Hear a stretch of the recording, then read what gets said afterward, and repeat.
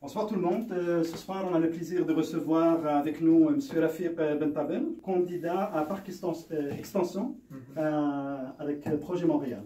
مرحبا بك رفيق. Ça va? Ça va?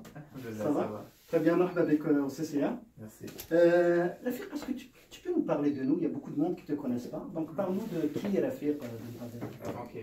Donc mon nom est Rafiq Bentabel. Je me présente avec l'équipe de Valérie Plante et Projet Montréal aux élections municipales.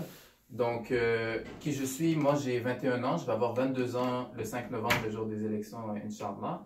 Donc, je suis étudiant en droit à l'UQAM. J'ai travaillé pour plusieurs associations, donc autant des associations qui aident les locataires, donc ça s'appelle le comité logement anti-quartier ville. Donc j'ai aidé des locataires, souvent des Algériens, souvent des personnes issues de l'immigration, qui avaient des problèmes au logement avec les propriétaires. Donc autant que ce soit l'insalubrité, coquerelles, punaises, augmentation de loyer, etc. Donc je donnais ce service juridique gratuit à ces gens-là. Okay. Autant j'ai aidé les propriétaires aussi, des nouveaux propriétaires qui achètent des maisons par exemple, et qui ont des problèmes, soit pyrites, soit qu'ils ont des problèmes avec les contracteurs, qui se sont fait frauder, etc. Donc au courant des dernières années, j'ai travaillé dans le domaine du droit de l'habitation. Ok, excellent. En termes de bénévole, en tant que bénévole ou... Donc j'ai fait du temps de bénévolat, mais j'ai aussi fait du temps rémunéré. Ok, c'était les excellent. deux. Avec plusieurs organismes communautaires? Exactement, c'est des organismes qui travaillent avec le gouvernement pour donner de l'information gratuitement aux personnes. Donc c'est pas tout le monde qui a accès à la justice, mais c'est pas tout le monde qui peut payer un avocat, qui peut se faire défendre. Donc on donnait ce service-là aux gens. Excellent, excellent. Donc oui. Rafiq, est-ce que tu peux nous parler de tes motivations? Pourquoi et comment tu as décidé un jour de dire « Ok, je vais me porter candidat aux élections municipales ». Qu'est-ce qui t'a motivé? Moi, j'ai commencé, je suis allé étudier au Cégep Maisonneuve. Donc, au Cégep Maisonneuve, c'était du temps de la charte des valeurs. J'étais représentant des étudiants, j'étais porte-parole de l'association étudiante.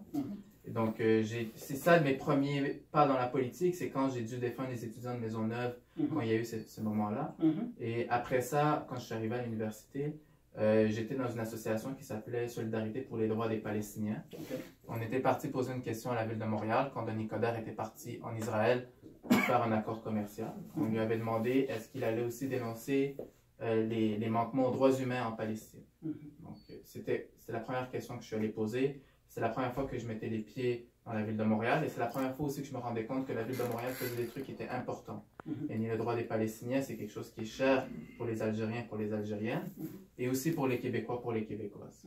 Donc, premièrement, c'était ça. Je suis aussi allé poser, mon comité logement avait fait une étude sur l'insalubrité à Montréal. On a trouvé qu'un logement sur 3 à Montréal est insalubre. Donc, on est allé montrer ça à la ville de Montréal. Et je suis allé poser cette question-là à la ville et ils ont décidé de modifier leur méthode d'intervention dans l'arrondissement où je travaillais. Donc aussi, j'ai vu que quand je me suis déplacé, qu'on a fait une étude, qu'on a travaillé fort à la ville de Montréal, ils ont pris ça en considération et ils ont agi en temps... Bon, c'était un an avant les élections, on s'est dit, donc c'était le meilleur moment.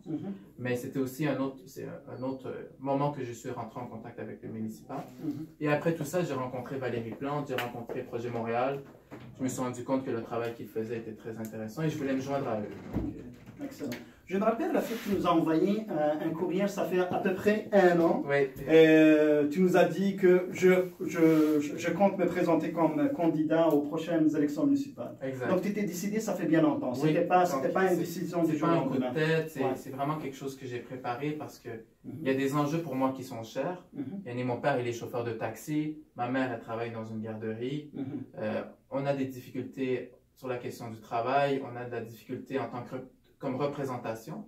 On n'a pas de conseillers ou de députés de notre communauté qui vont nous défendre, qui vont parler de la question de l'emploi, qui vont parler de d'autres questions qui sont chères pour nous. Donc moi, je disais, c'est important en tant que jeune de se mobiliser, de s'organiser. Donc c'est pour ça que moi, je prépare ça depuis déjà un moment, oui. Excellent, excellent. Et quel est ton programme, quel est ton plan si tu vas gagner le dimanche 5 novembre? C'est quoi ton programme ou le programme de ton parti? Donc, dans un premier temps, Parc Extension, c'est un quartier où j'ai de l'expérience en matière de logement. C'est un quartier où il y a un problème d'insalubrité. Donc, dans un premier temps, on veut agir sur cette question-là, s'assurer qu'on ait des inspecteurs, qu'on engage une escouade de 30 inspecteurs pour l'île de Montréal pour inspecter tous les logements de manière préventive. Donc, dans un premier temps, c'est s'assurer que quand on a un logement, il soit décent, il soit abordable. Dans un deuxième temps aussi, qu'est-ce qu'on veut faire? C'est pour toutes les familles. On sait souvent que les Algériens, maintenant, qu'est-ce qu'ils aiment faire? C'est acheter des maisons. On veut s'assurer que quand une famille achète une maison sur l'île de Montréal, qu'on leur coupe la taxe de bienvenue. Parce que c'est important de garder les familles montréalaises ici sur l'île, d'arrêter de partir vers Laval, d'arrêter de partir vers la Rive-Sud, de garder nos familles ici, pouvoir leur offrir la chance de s'acheter une demeure sur l'île de Montréal. Donc, dans un deuxième temps, c'est ça. Dans un troisième temps, on veut aussi s'assurer que la ville de Montréal offre plus d'emplois aux immigrants et aux immigrantes. Donc, il y a un programme qui s'appelle le programme Accès et Égalité, sur lequel j'ai organisé une conférence parce que je vous avais invité. Donc, le programme Accès et Égalité, lui, il veut s'assurer que des personnes issues de l'immigration trouvent un travail dans la ville de Montréal. En ce moment, seulement 4% des gens qui travaillent pour la ville de Montréal sont issus de l'immigration. Donc, le quota que nous, à Projet Montréal, on veut mettre de l'avant, c'est 15%. Donc, s'assurer que maintenant, dès qu'on engage des gens à la ville de Montréal, on s'assure que 15% soient issus de l'immigration. Donc, ça, c'est un moyen de pousser, de pression pour la reconnaissance des diplômes. Donc, c'est de dire que maintenant, quand on va engager des ingénieurs, on veut s'assurer que 15% soient issus de l'immigration. Donc, si les ordres ne sont pas capables de s'assurer de ça, il faut qu'ils modifient leurs règles internes pour pouvoir accepter les contrats des entreprises. Vous comprenez? Donc, on va aussi offrir des emplois de qualité aux personnes issues de l'immigration. Ce n'est pas normal que les personnes issues de l'immigration aient juste des emplois précaires. Donc, taxieurs, qui travaillent dans les usines, qui travaillent dans les cafés. Donc, nous, on veut leur offrir des emplois de qualité aussi. Et je peux en finir avec un dernier. On est lancé. La question du transport en commun. Donc, on veut créer la nouvelle ligne rose qui partirait de Montréal-Nord, qui irait jusqu'au centre-ville, qui partirait ensuite jusqu'à la salle. Et donc, ça, on le fait pour deux raisons. Premièrement, parce qu'à l'est de l'île de Montréal, il n'y a pas d'autres lignes de métro qui vont vers le centre-ville. On est tous pris sur la ligne orange et c'est la classe sardine qu'on appelle. Tout le monde est toujours pris, collé, et on n'arrive pas à se déplacer de manière efficace. Des fois, il faut qu'on attende qu'un ou deux métros passent. Donc, on veut s'assurer qu'on a une meilleure offre de services en transport en commun. Et aussi, on veut rendre le transport en commun gratuit pour les plus jeunes, de moins de 12 ans, et les personnes âgées, pour s'assurer aussi que ces personnes-là, qui ont souvent moins les moyens, puissent pouvoir se transporter en transport en commun. Et ça coûterait aussi moins cher aux familles en carte opus. Donc, voilà. Merci Rafiq. Un dernier mot. Est-ce que tu peux dire un dernier mot à la communauté, à les gens qui nous écoutent, pour le 5 novembre, l'importance de cette journée-là? Oui.